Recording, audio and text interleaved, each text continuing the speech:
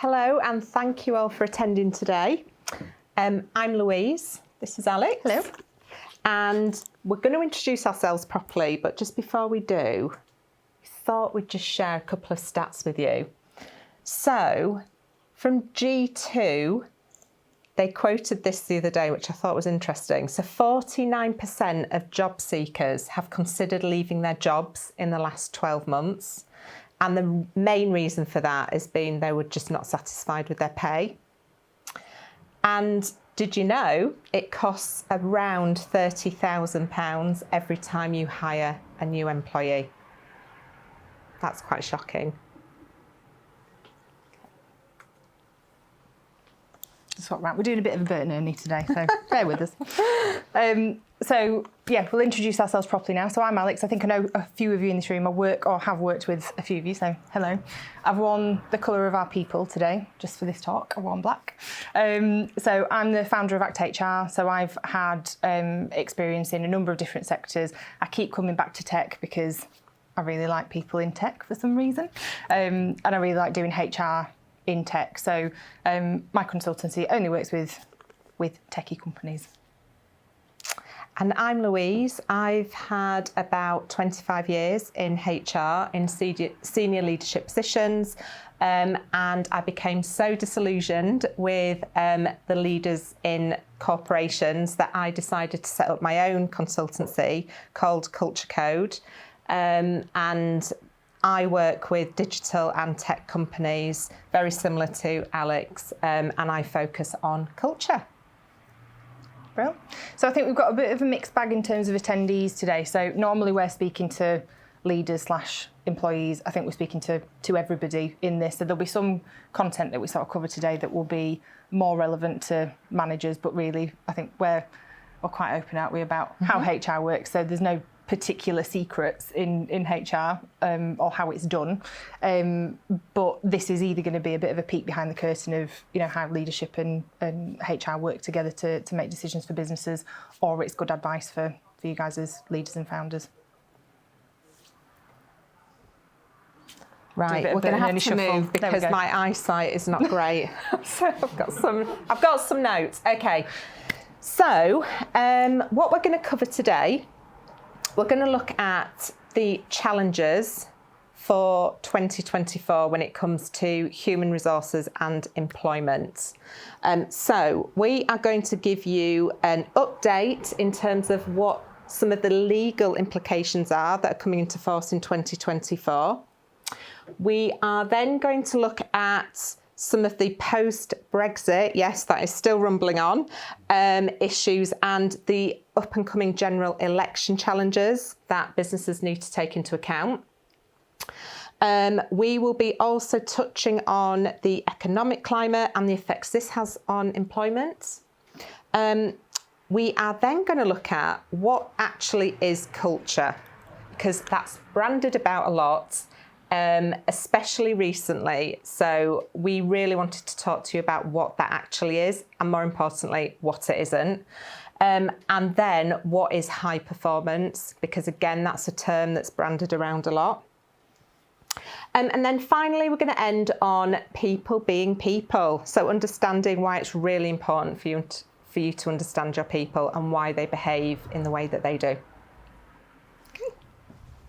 Well, so I've got the juicy one to start. So I've got legal changes. So there are many more that I've selected a few that are probably most relevant to this industry. I think the most challenging thing about legal aspects of what we do is the fact that it's so changeable. It changes all the time. So it's like quarterly, there's introductions and changes in case law that we need to have a look at so we can best advise the teams we're working with. I think that's the main overall challenge about the law in regards to people. It's very grey, it's very woolly. There's no right and wrong answers a lot of the time. It depends on whose barrister's better and more argumentative and how much they cost sometimes. But there are some changes coming up that I think it's really good for businesses to be aware of. So there's 5 I've got here. Like I said, I could have gone on much longer. The key one, I think, to start with is paternity leave. So this is something that's not changed for years and years. There's quite a big change actually coming up now. I think this is in force. So companies can offer paternity leave, they can offer enhanced paternity leave, statutory paternity leave. People can now choose to take this in 2 separate weeks as opposed to just having 2 weeks or 1 week. There's a change to flexible working. So at the moment, somebody has to be employed for 26 weeks, which is about 6 months, before they can request flexible working. As of the end of next week, that's going to be a day 1 right to request. So that's quite a big change. So businesses have a really big challenge on their hands, I think, to keep up to date with, actually, yes, we can't say no to this. We can't just have a sweeping approach to requests for flexible working. We do have to consider it and think about things properly. There's some redundancy protection coming in. So people who are on maternity leave, either pregnant or have returned from maternity leave, have enhanced protection from redundancy, again from the end of next week. So for 18 months, I think after the return from maternity leave, you've got enhanced protection from redundancy, which is, again, another major change. There's some change to the unpaid leave that carers have. So that's enhancing what's already there. This is one that's coming in later in the year. I think this is scheduled for October, pending changing governments. But there is going to be more onus on businesses to proactively prevent sexual harassment in the workplace. So not just we're going to give someone some training, tick a box, done. We've told everybody it's nothing to do with us. There's going to have to be proactive management of situations, and I don't think anybody's quite got the head around what that looks like. Yeah, so that's a big thing to be aware of. Like I said, the main thing is the complexity in dealing with employment law in our industry. Tech tends to be a very logic-driven, very value-driven industry. We want to do what makes sense. We don't want to get bogged down in the weeds and the grey area of everything. But unfortunately, that's how this works. I worked with a manager once who said, yeah, but I just want to know what can I do and what I can't do. And I think I said, well, have we got all day? Because literally we'd have to spend all day talking about that. I don't know if anybody's had experience of tribunal, touch wood. I haven't. But they're not nice places to go to. I have. You have, haven't you? Yeah. It's horrible, isn't it? It's horrible. Yeah. And it's something I think that businesses have to be mindful of. I think a lot of what we do is preventative. So we never ever want to see one of those forms coming through that says somebody's taking us to tribunal. So we work on behalf of the business, obviously, but we also want to protect everybody's interests. So we'll talk more about what HR is and what it isn't later on. But that's sort of added complexity. I think just to quantify the impact to businesses, I've put 2 stats up there. So the average award, this is from last year, for unfair dismissal was 13.5 grand. The maximum award that was given for discrimination, and this tends to be the bigger payer in terms of awards, was 228,000. Discrimination's uncapped. Yeah. So that's why that's such a big number. Yeah. And they can sometimes be for really egregious things, so big serious cases where you'll see, there's massive complexity. And actually, a lot of the case law we look at is a manager saying something a bit daft they probably shouldn't have said. Yeah. And they end up in court, costing the business loads of money, costing employees a lot of stress, and ultimately some figures like that. That's the juicy legal bit done with. Okay. I don't know what's worse, political. Okay, let's not dwell too much on this. So, post-Brexit, in terms of businesses and employment, what this means is that because there is now shortages in terms of EU labour markets and talent pools, it makes talent shortages over here really tight. That then affects things like sponsorships. If you want to sponsor somebody to come and work in the UK, there's complexity around that. So then that makes, again, recruitment timelines really tight. And then because we now don't have this freedom of movement between the EU and the UK, what that means is businesses face problems hiring. So they face problems hiring EU nationals and managing this talent mobility that we used to have in surplus. So there's a rise in remote working opportunities. and employees wanting to work abroad. So I'm working with a client at the moment where he's had, in the last 6 months, 2 requests from employees who were based in the UK and now want to work abroad. And we're having to look at what policies we suddenly need to bring into place, whether this is something that's allowed. So from a HR point of view, it's also around managing this change, managing policies, and also making sure we comply with those regulations in other countries as well. So there's quite a lot to think about.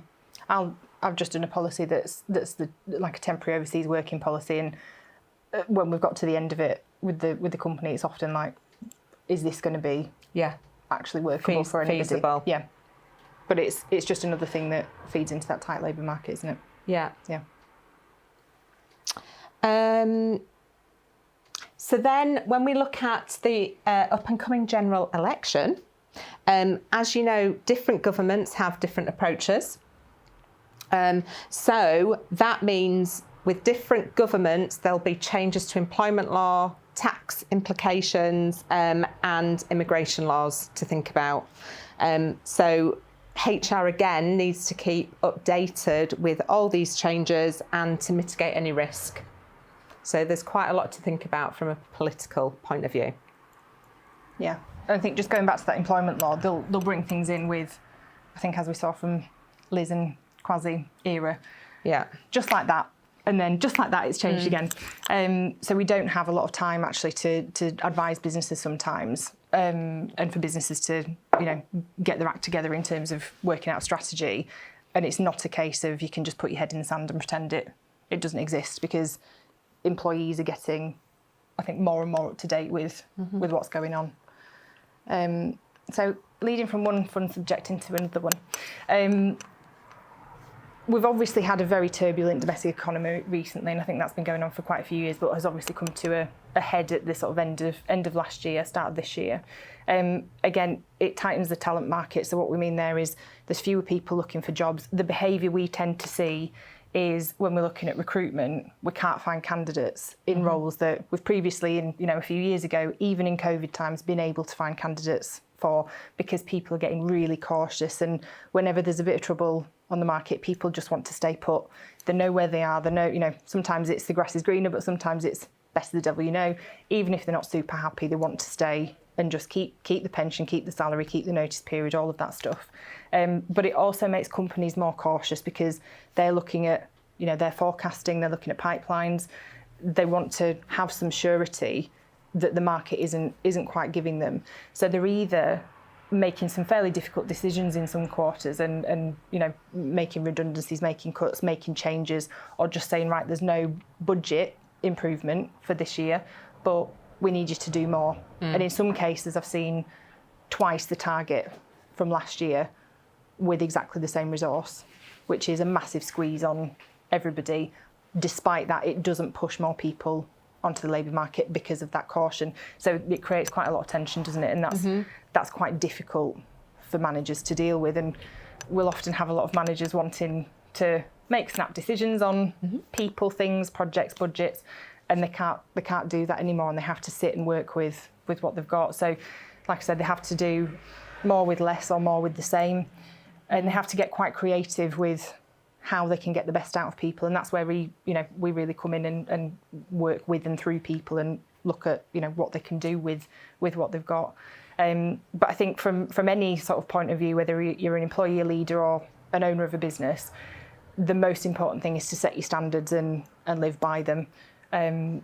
Because the worst thing I think that we see is people compromising on those standards, either getting burnt out, getting overly stressed about the situation they're trying to lead or manage or deal with within a company. And that's just, it's not good from any point of view. I think it was in the news this week as well that there's record numbers of sickness absence across the UK that we haven't seen for decades and decades. And that all plays into it. So it's all one big, very, very complex picture, which is why we do it as a job.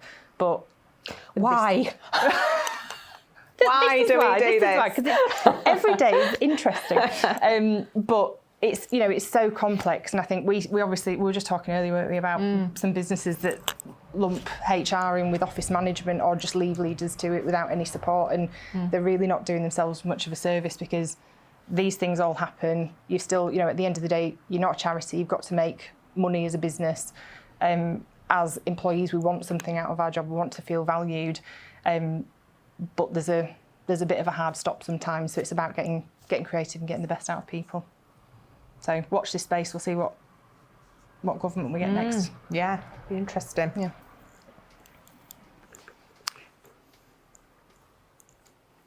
Okay, so this is my favourite subject. I've based my business on it. I have done that because I have been myself in toxic cultures, and they're horrible. As an employee, trying to do your best work in a toxic environment, it's demotivating, and it's very quickly you become disengaged.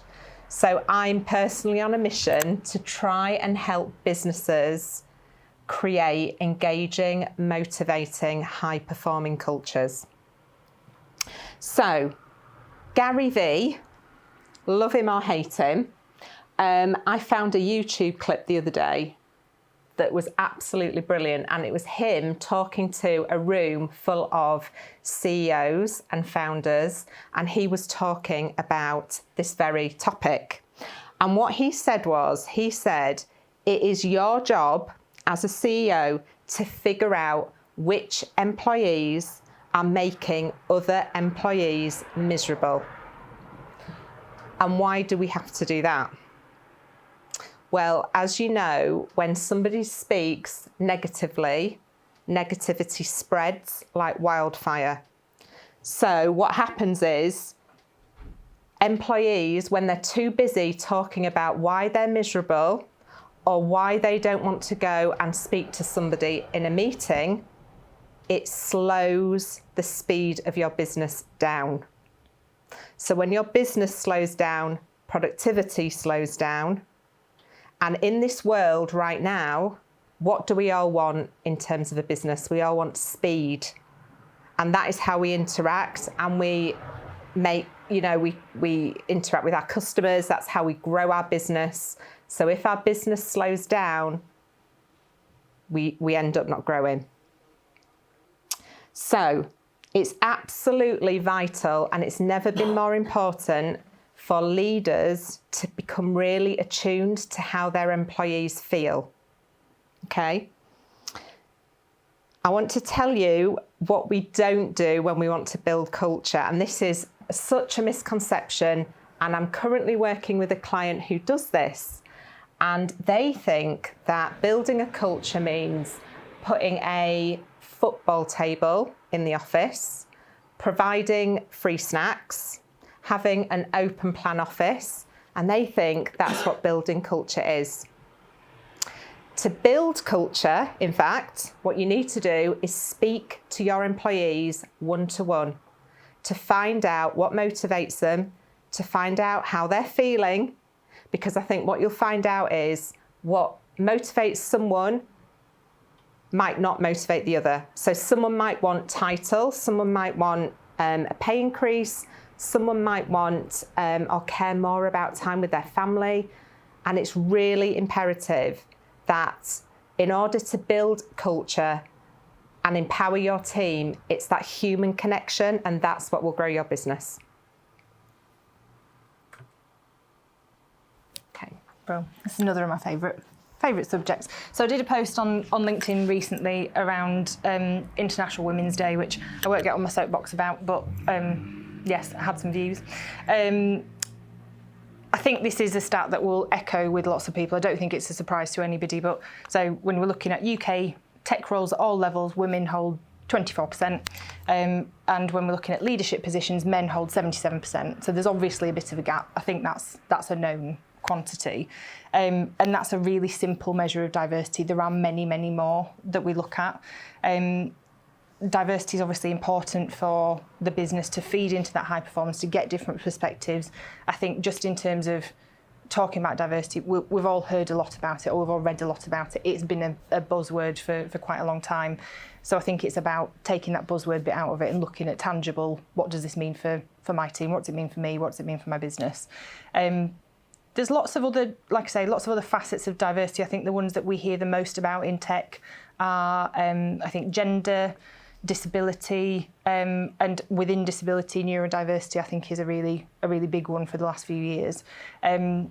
There are many more, so there's marital statuses, race, religion. We don't tend to hear as much about those ones, which I think is quite encouraging, because it shows that, well, actually, we don't have a prejudice culture as a whole, but there are some things that, are we attracting more of a certain type of person? Are we attracting less of a certain type of person in this industry? How can we break that down? What do we do about it, and what are the benefits? So we talked about the benefits of diversity. If you've got more views, you have better solutions, and that's that. Another talk I went to recently, somebody said, well, have we tested the performance of businesses that are more diverse? As though they were trying to argue that, well, that could impact performance because we're spending so long looking at diversity stats and doing this for the sake of it, or looking at tokenistic measures, that's actually going to take us away from it. But actually, no, there are no businesses that I certainly have read about or have knowledge of where performance has dipped because you've got more diversity. Sometimes a comfort level will change. So when you introduce change to a team, you go through that norming phase, and people will go on that change journey. But the benefits of having diversity, they give companies and they give teams and they give people, as long as you've got a really good view of it and a balanced view of it, and a view of the impact of bias on what you do, that's the competitive edge. So we talk about, and we'll talk more later about, the high performance. This is what gives you that edge. And it's not just seeing it as it's a bit of a buzzword, I'm all right, my team's fine, they all work, it's okay, I don't need to do anything, because you're going to lose out as a business, as a manager, and you don't grow as a person and an employee if you're in a team where it's just completely homogenous. You don't get sort of interesting views or different views from people who are all the same background or all the same demographic. Yeah. Okay. What is high performance? What is high performance? High performance is performing at the very best level of yourself, your abilities, and I reckon it's as simple as that. The best of your own abilities, because high performance is different for everyone. Of course, high performance within Formula One is a little bit more complicated, but it's still the edge of technology, always pushing the boundaries, always trying to find improvements. So maybe more in that direction. High performance is trying to push the boundaries, always trying to find better of yourself. So that was a little clip there from Lando Norris on what is high performance. So I think what he so eloquently showed there is that high performance is not a static destination, so it's ever evolving. And the way I like to see it is, you've got the horizon, but you never actually reach that horizon, do you? It's there, you can always see it, and you're always moving towards it. You never actually reach it, and that's how I like to see high performance. So it's about growth, it's about development, it's about encouraging and as leaders, encouraging your team to always grow by providing that direction. So I think, that's what, for me, that's the difference between a leader and a manager. A leader is the one that provides that vision and that direction and allows their employees and their people to fail, because it's only when they fail that they actually learn and they grow and they develop. I think, is it Stephen Bartlett? He has a team member, somebody on his management team. She's actually head of experimentation and failure. Yeah. Something like that. So he recognises the importance of failing in order to then grow. And I thought that was really, really key. Yeah. And I think that plays into those of you working agile organisations or with DevOps teams or DevOps roles. It's all part of the same thing. So we're not talking in terms of, separating development and ops and all the, Kanban and everything that goes along with that.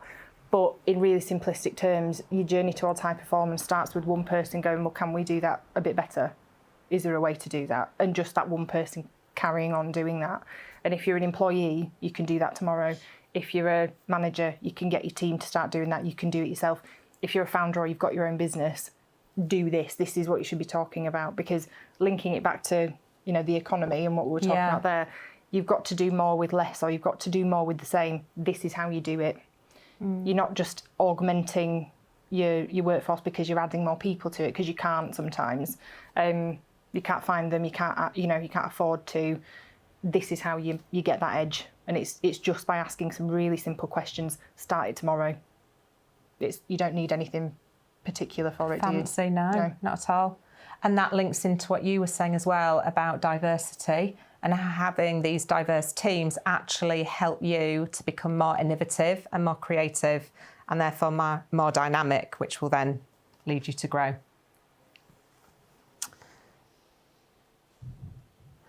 Oh, that's me again. Okay, so this slide, so people are people. What I wanted to kind of just highlight here is that it's really key, and it links back to what we were talking about in terms of culture. It's really key that as leaders, you understand that your team, your people will have different perspectives to your own, because they have their own thoughts, they have their own feelings, they have their own background and experience, which then leads them to have their own perspectives. And it's key for you to understand that, and also to show that you are interested in their perspective and you respect that. By understanding, as we said earlier, by understanding what motivates people, what drives them, what they're interested in, whether it's development or pay increase, whatever it is, or purpose. Do they just want to come to work because they absolutely love what they do?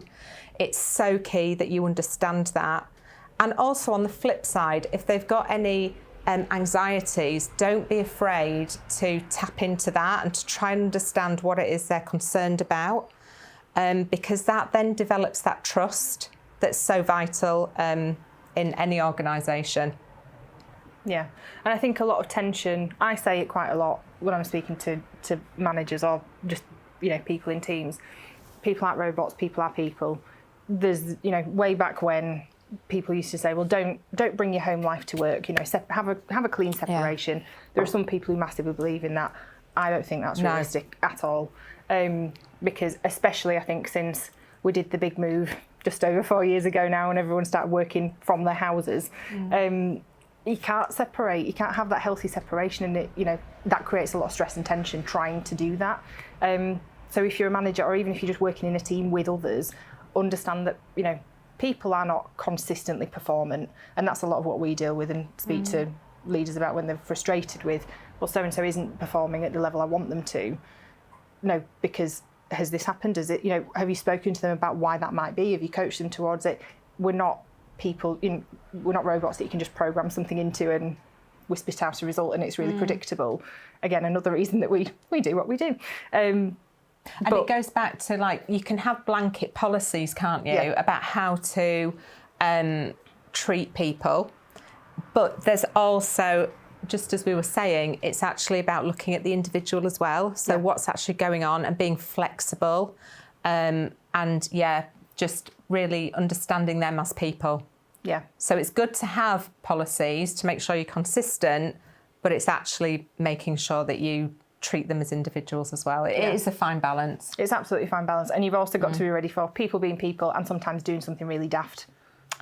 Yeah. Because that will happen. That, yes. Yeah, that will happen. And sometimes it's okay and sometimes it's not okay. But that is really realistic. It does happen a lot. You know, it doesn't happen at a very specific time of year, does it? It's not predictable. That will come up, and that's one of the big challenges, I think, for businesses. But also, if you're in a team and your colleagues not behaving as you want them to, or, you know, not so you can do your best work, that's a big challenge, isn't it? Yeah, absolutely. Okay. Which I think leads us nicely onto what's HR for. So we're not the police, I think, just to, you know, dispel a bit of a rumour. we don't tell leaders what to do. We don't tell people what to do. It doesn't, we're not the teachers that you go dob people into. I think a lot of the businesses we go into, that has been the perception, or that's a perception sometimes of us going in, and then we go, no, thank you, that's okay, you can go work with somebody else. I was introduced, wasn't I? I told you this story, by a client a few months ago as, okay, this is HR. This is HR, so I'm not a person, I'm HR. Yeah. She's going to be sitting in the corner and she's going to be watching everybody and reporting back to me what you do. And that was my introduction. But we've not got anything better to do. No, we've got stuff to do. But that's the value that we add. That's the value, is the big brother we're watching. Yeah. So I think we've come quite a long way. When I started in HR, and this might be showing my age, it was still called personnel in the company I worked in. And that's a way back when, tea and tissues department, that's what you come for. But no, we're so much more than that. It's called human resources now. It's moving towards people. There's definite trend shifts in that title. With the department that help you solve people problems, I don't care what you call it. That's what we're called. So we're there to advise, guide, and support leaders and employees. More often than not, we're dealing directly with leaders. Like I say, we're not sitting in the corner watching what everybody's doing and giving out reprimands. We're the subject matter experts in getting the best out of people. So whether that's in knowing what the employment law is, being able to write lengthy and woolly policies that actually work for the business, or just telling you what to do in a situation where sometimes the answer is, have you spoken to them? Maybe go speak to them. Let me know when you've done that. Thanks. We look ahead to that horizon and we navigate around problems that we can see are probably coming down the path. So I referenced earlier, we read a lot of case law. So we read things that have gone through the courts now, and we can make equivalents as to what's happening in business and teams we work in. And we can say, I wouldn't do that. Let's do this instead. What do you think? But it's always got to be the leader's decision. So we give advice on that. The leader has to go, yeah, actually, I'm happy doing that, and not just taking ownership for the decision that's being made. Yeah, exactly. So the benefit, I think, of working with HR as a real partner is that you don't have to worry about the person you sat next to, or the person you're working with, or somebody either making your life a nightmare, or you're not getting the best out of them, and you don't wake up in the middle of the night worrying about the people in your business, and you can focus on doing what you do best as a leader or an employee. I think even if you are an employee, go lean on your people team, go lean on your HR partner that you've got in the business. We always want to hear your feedback. I have never ever said to somebody, I'm too busy to listen, actually, even though I am probably quite busy. Because in actual fact, we well, I know you do it as well. We actively ask for feedback and engagement surveys because we want to know how the team feels, so that then we can implement the right policies and processes in the organisation. So, and feedback is key. Yeah, and sometimes that leaves us in a bit of a piggy in the middle situation where leaders either go, I don't want to look at those results that are bad. I want to look at all the good ones, thanks. I don't, no, I don't want to look at that. And some leaders actually shy away from doing surveys and getting feedback for that reason. But we want all of it because we can go, well, from a people perspective, this is better for your business, so you should do this, even though it might be uncomfortable or you don't want to hear it or whatever. You're a leader, or you've founded this business, or you've got a C in your title, so come on, let's do this. And we drive that a lot of the time, don't we? Where businesses they're not growing, but they don't know why, and a lot of stick gets put on the sales team, for example, where get out and sell more. Well, let's get people doing better work, and let's get people doing more stuff with what they've got. But essentially that's what we're there for. We're not there to sit in the corner and shout at people. We're there to help everybody get along, and that's why we do what we do. Okay. Cool. This is you. I was just me. Okay, so just to summarise then what we've been talking about today, treat people like adults. I think that's something that I've learned certainly along the way. We're all adults at work, and it's important that we treat each other and respect each other. Do the right thing. I think that's really important to remember. and use your HR partner. And that's the end. Has anyone had experience of using HR before? Yeah. What's been your experience? You don't have to share the details. Just as thumbs a general. Up or thumbs down. Yeah. Would be good. It didn't go great, to be honest, but it didn't help that it was on an island and the HR lived on the island and were very much part of the family that owned the island. So, So you didn't get that objective. Was it the Bransons? It didn't go very well in my favour, let's just say. Although once I left the island and kind of went back with a little bit of mainland force, it did kind of turn out a little bit better. But again, I think that was HR being too close to the families and actually being involved on the ground level of it. Yeah. Rather than being an outside view. The people I dealt with this side were really good. But that's good. Definitely not, no. Yeah. So.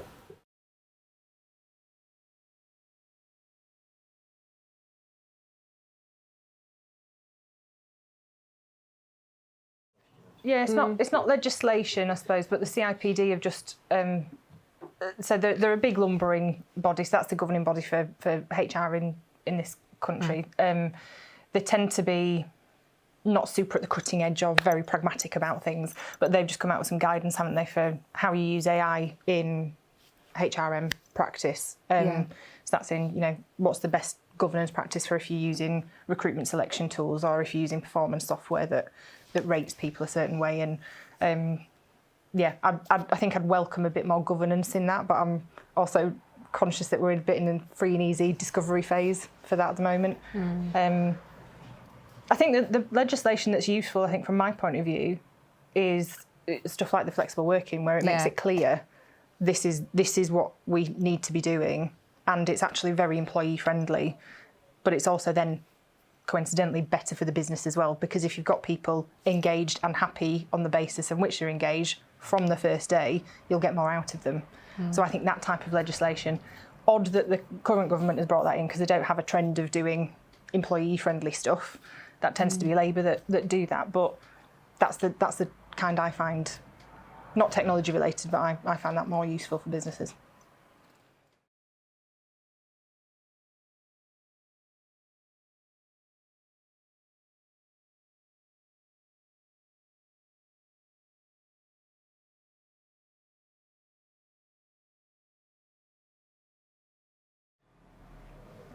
I think so. Have you dealt with sponsorship stuff previously?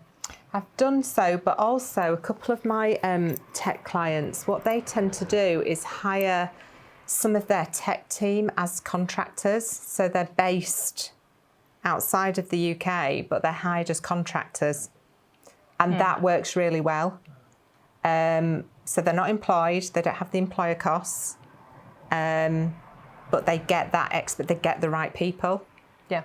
So I think that could be. That's set up in my company because they're mainly Croatian based, and so in the countries they've got a legal entity. They're hired as employees. Yes, but if they're not, contractor. That's it.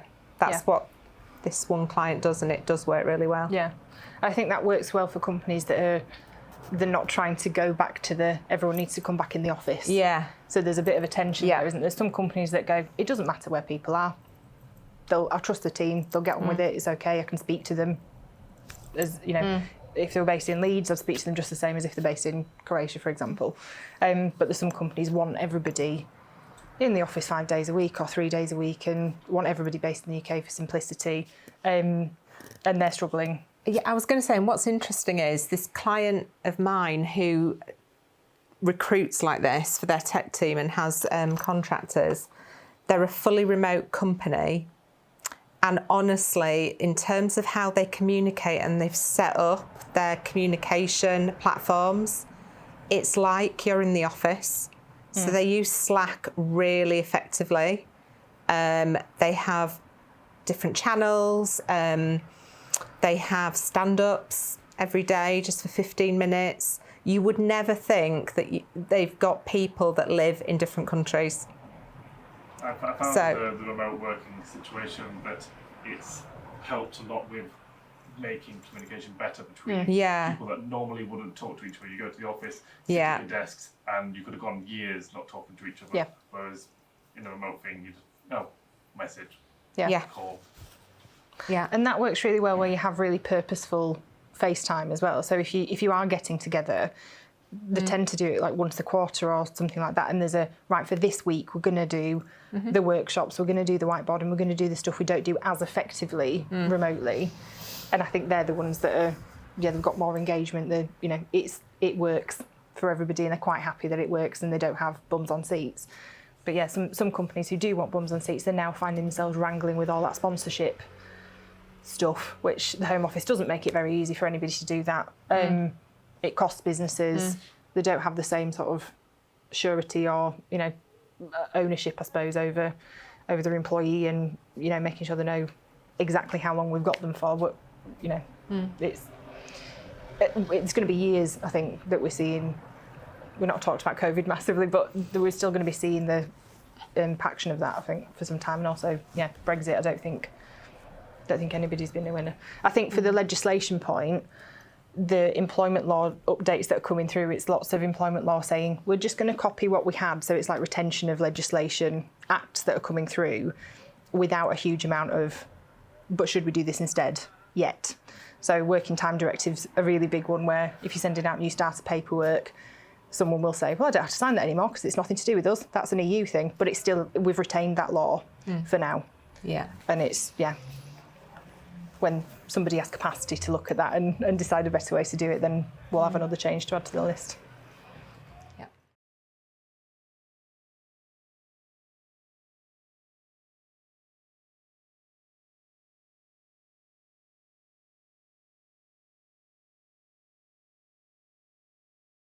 Yeah, you could do, but there's no guarantee someone will be honest in that. No, still do but you could.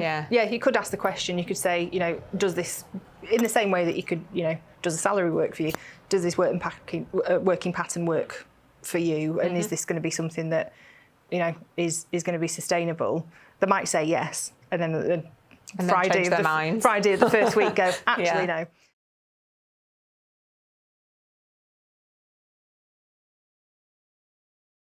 It depends on what basis. It depends on what basis they're asking for. So if it's so if it's somebody who childcare, or they're asking to chime with a reasonable adjustment.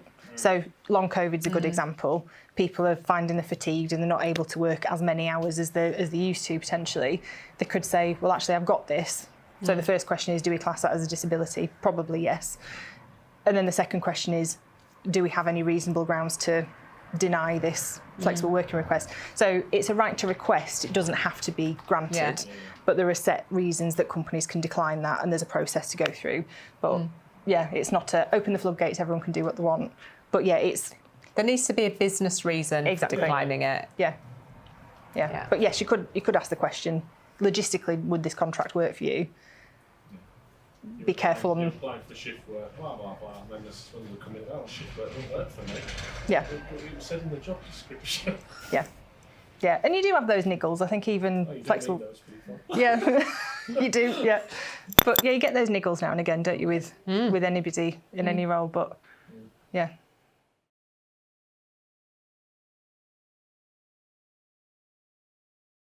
Yep. So that includes everything as part of the hiring. So that would include the time it takes to find a replacement. It would include obviously the salary. It includes right up until probably 6 months in. So the training and the development and the probation and the reviews and all that grouped together with line management time. That's where that average came from. So it's everything that's kind of encompasses recruiting and onboarding a new employee. No, I'm well aware of the pre-hiring costs, obviously taking other employees' times to screen and vet that this candidate is worth hiring for the job. Yeah, but it's the after. It's when they're on board and the time it takes. Yeah, and with some of the salaries in tech, that's quite a conservative estimate, I think, isn't it? Yeah, that's just average salary. So yeah.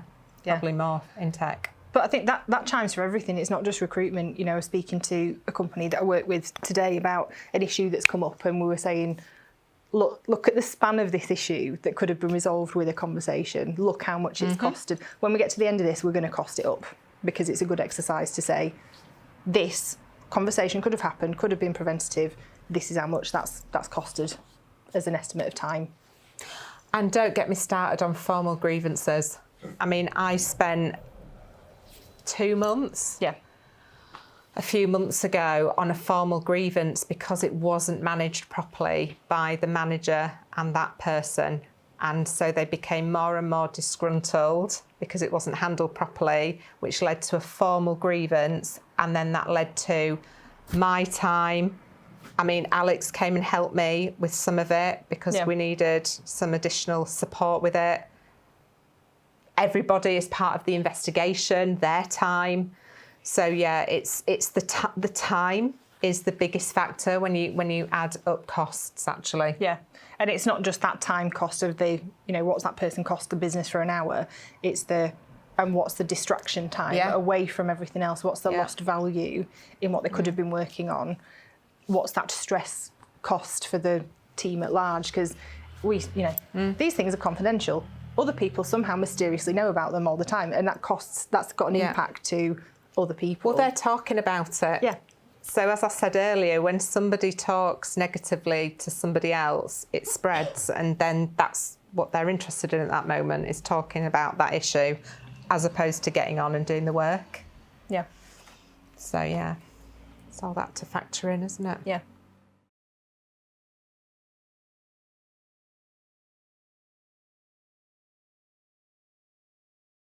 I think treating them like employees. I was going to say, it's treating them as employees. Yes. That is the biggest thing. Yeah, because you don't have the same security and loyalty, because the commercial relationship is completely different. So IR35, we could do another hour or so on that. It's a massively woolly area that lots of businesses are being bit by. But yeah, treating them like employees and expecting that loyalty back. And there's the thing with employee relationships, you've got that unwritten contract that the business will do well for you, you'll do well for the business. That doesn't exist in contractor land at all. And I think the other thing is relying too much on the contractor, especially at the beginning, so they become embedded. I know of another company that's done this, and they've recruited contractors at the beginning who've written all the code. Yeah. And basically, if that person now leaves, they've got a real problem. So they feel almost like out of control now with this situation, because this contractor knows the ins and outs of every single thing in that website. And it's become a bit of an issue. So that's what I would say. It's just not being reliant for too long. They're great for short bursts and for expertise, but then, it's that, when do we let them go?